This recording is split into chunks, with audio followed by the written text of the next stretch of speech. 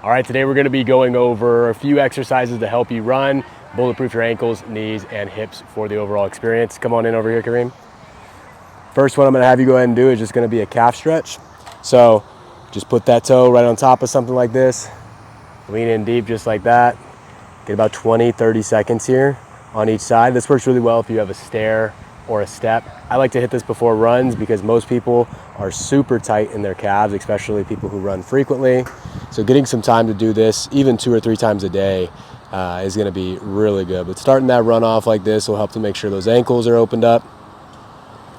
Next one is gonna be right here. We're gonna keep working those ankles and lower leg. We're gonna go ahead and do a few calf raises here. So you can start off with 2 legs if you've never done these before. I like to do about 15 to 25.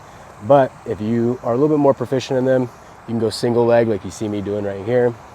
All I'm working to do here is get some blood into my calves and make sure that they're feeling nice and juicy for the workout. 15 to 25 is a good number. There's nothing magic on what's gonna work out best here. But doing single leg eventually will help to make sure if you have any imbalances, old ankle injuries, knee injuries, that you're doing your work to make sure that you're nice and balanced after that. Then after we do some calf raises, we're gonna go ahead and go into some tib raises. All you wanna do is lean your tailbone into an object or a wall. I like to personally go out straight like this, hands on the quads. Come up here for about 20 reps. 4, 5, 6. If you ever get shin splints, this muscle right here is starting to get inflamed. This exercise is a great way to warm up and help prevent that. I am a big believer that you want to start to get these weighted with a tib bar in the gym if you really want to see some difference in your lower leg strength and preventing those shin splints. But if you don't have a tib bar, this is going to be your next best bet. Getting as high as you can coming down. Sometimes shoes with chunky heels can limit your range of motion a little bit too, so you can go barefoot if you need to on this. Good. Now that feels nice and chocked up full of blood. We're going to go into a hamstring stretch here. So I just call this a hamstring scoop. Toes up, straight leg, we're reaching down just like this. You're gonna feel that pull in the back of the leg here. Let this get a nice stretch in the hamstring, even a little bit in the calf.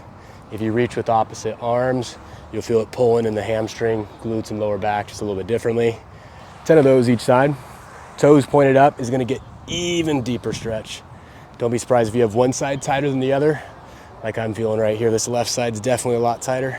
5, 6, 7, 8, 9, and 10. Then the final one we're gonna go ahead and do is gonna be a split squat. So I like to hold on to something here. If you've never done this before, you can elevate your front foot. But we're gonna get into a split squat stance. The cue I like on this is rather than being like you're on a tightrope like this, we're gonna go a little bit wider like train tracks. So about a little bit more than hip width apart. Coming all the way in right here as low as you can. We're gonna hit 10 reps pulsing in this bottom position. If you can only get to here, just pulse in this position. But if you can get nice and deep, let's go for that. Open the hip flexors here. Make sure those don't cramp up when you run. Same thing here, and I'm holding on to something. Let the ego go, it's just the warm up. You don't need to, always have to do the hardest version. Cue on this is gonna be squeeze that back butt cheek forward to really stretch out those hip flexors in the front. Boom.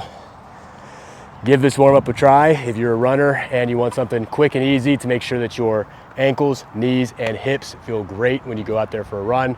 Kareem and I are about to do 4 400-meter sprints. It's gonna be a good time.